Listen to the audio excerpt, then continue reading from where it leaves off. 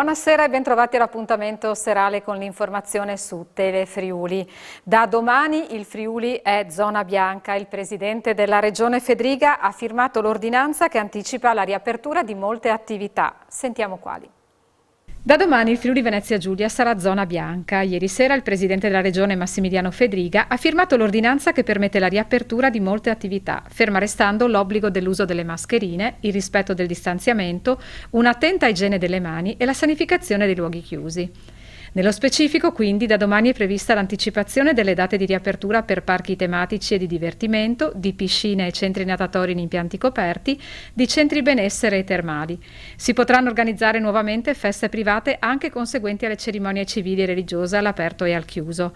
E le attività di ristorazione potranno essere svolte anche al chiuso, sia fiere, congressi e convegni, agli eventi sportivi aperti al pubblico, e potranno riaprire sale giochi, bingo e casinò, centri culturali, centri sociali e ricreativi e corsi di formazione. Da domani cade anche il coprifuoco. Il governatore Fedriga ha commentato che l'ingresso del Friuli Venezia Giulia in zona bianca a partire da lunedì è un segnale forte di ritorno alla normalità.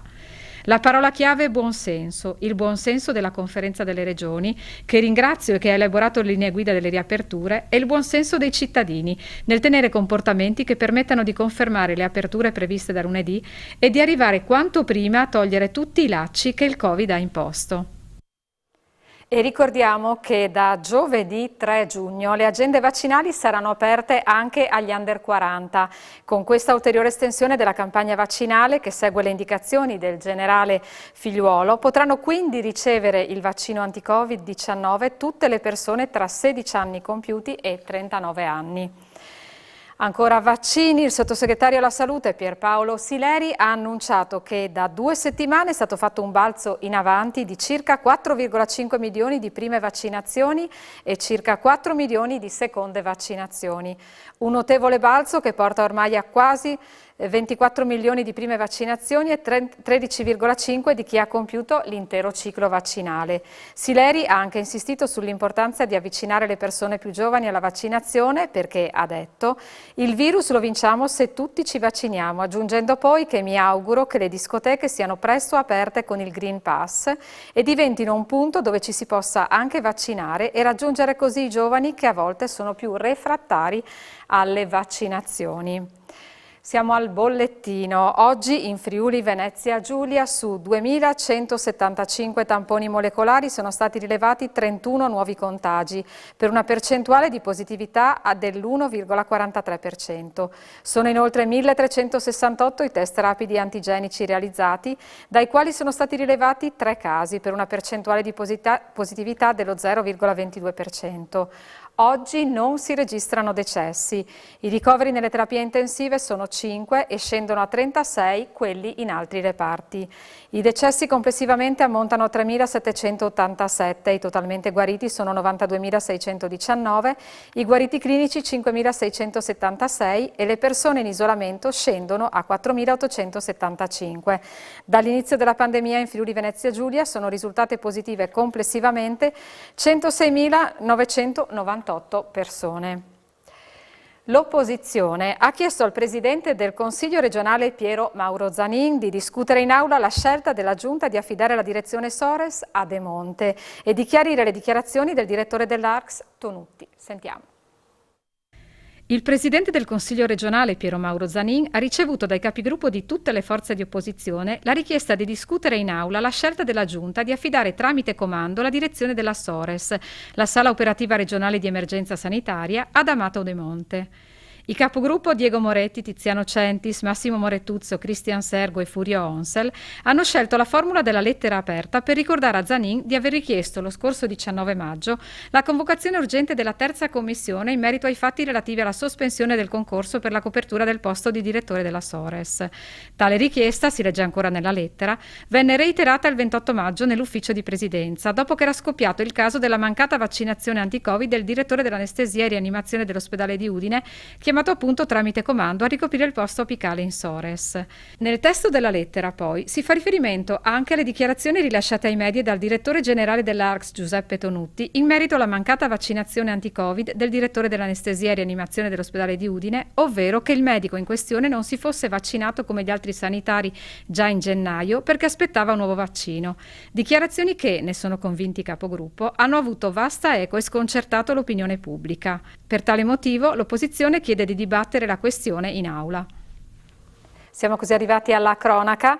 Una ciclista è stata investita intorno alle 17 di oggi lungo la strada regionale ad Aquileia, lungo via Giulia Augusta. Stava pedalando in sella alla sua bicicletta quando si è immessa dalla ciclabile sulla statale ed è stata travolta da una Panda. Era insieme al fidanzato che ha dato l'allarme.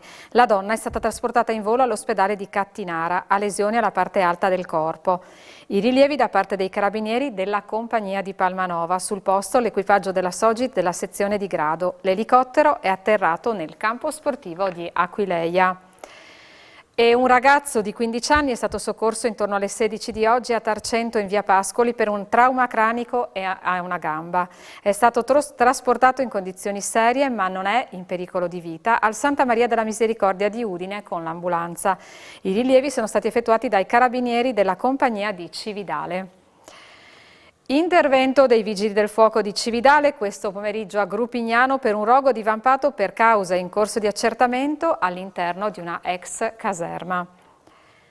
Dopo un periodo di chiusura al pubblico ripartono le mostre allestite nei musei della regione per tornare a offrire un'esperienza unica ai visitatori dal vivo. A dirlo la direttrice Musei e Archivi Storici ERPAC FVG Raffaella Sgubin in occasione della presentazione del programma culturale della Galleria Spazzapan di Gradisca di Sonzo.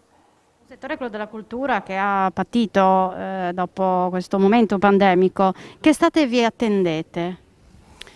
Ma ci attendiamo un'estate con una voglia forse di normalità, quindi una voglia di ripresa di vecchie abitudini, quindi tra le quali anche la visita al museo. Ecco, io penso che durante il lockdown tutto questo è molto mancato, quindi penso che tutti abbiamo maturato veramente la consapevolezza di quanto sia necessario questo anche alla dimensione del quotidiano, quanto sia necessaria proprio la fruizione della cultura dal vivo. Stiamo ripartendo qui a Gradisca, ma siamo ripartiti anche con gli altri nostri musei regionali, però come dire, oggi è giusto che i riflettori siano sulla Galleria Spazzapan, che insomma in questo momento è anche uno spazio molto ricco, molto sfaccettato, che ospita una serie di manifestazioni diverse tra di loro, cui abbiamo 2 mostre che vanno avanti simultaneamente, appunto quella dedicata al design del caffè con la San Marco, poi diciamo la costola gradiscana della mostra Sconfinaments in collaborazione con il Comune di San Vito al Tagliamento, con l'associazione culturale I Colonos, e adesso questa diciamo magnifica preview della mostra Behind Appearances che aprirà più avanti nel corso dell'estate, ma che ci proietta in una dimensione straordinariamente internazionale. È decisamente buono il bilancio dell'affluenza all'edizione 2021 di Cantine Aperte, che ha visto la partecipazione di molti giovani interessati a comprendere il lavoro delle cantine. Complice la giornata di bel tempo, l'edizione 2021 di Cantine Aperte, a poche ore dal passaggio alla zona bianca del Friuli Venezia Giulia, è stata segnata da un grande successo di presenze.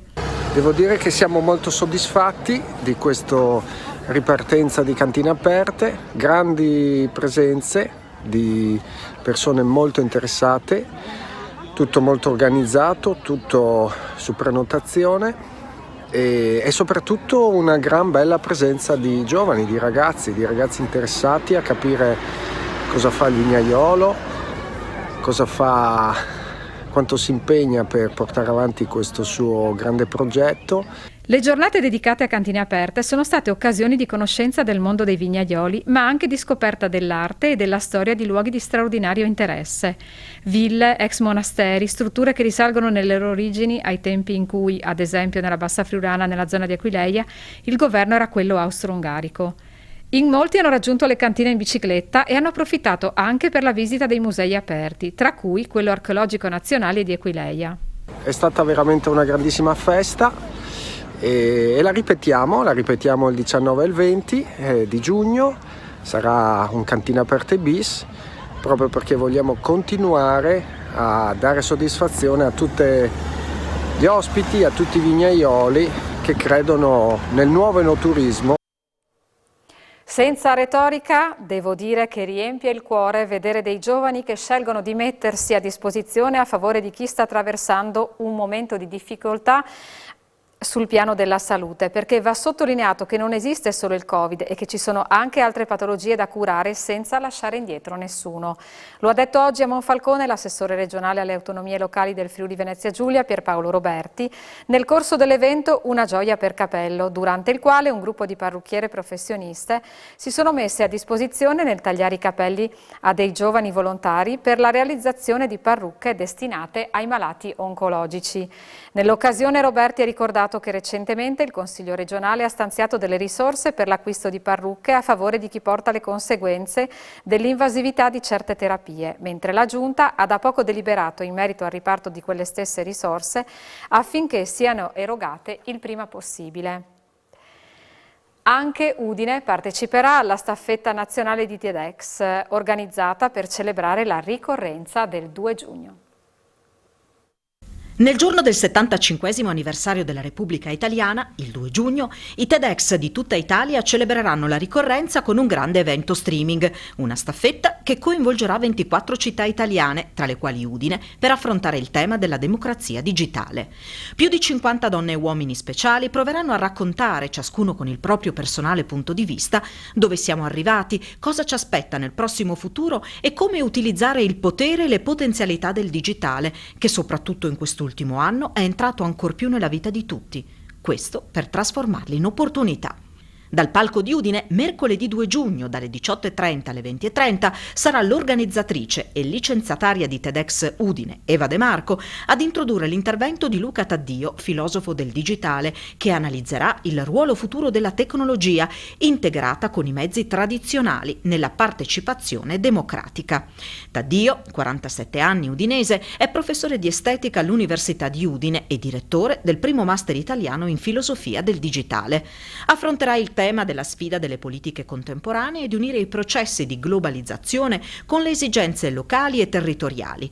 Una sfida che, secondo Taddio, passa necessariamente attraverso una cultura cosmopolita come bene comune, per riprendere il concetto espresso dal filosofo e sociologo francese Edgar Morin.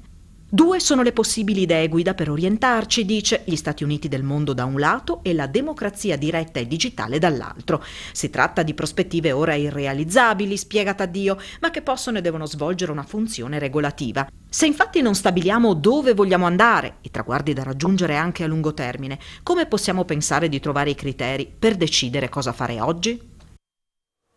E in chiusura la pagina sportiva. C'è attesa tra i tifosi dell'Udinese per conoscere il nome dell'allenatore che guiderà la squadra nella stagione 2021-2022. Il mistero dovrebbe essere risolto nelle prossime ore. La conferma di Gotti rimane una possibilità, ma alla stessa stregua di un cambio.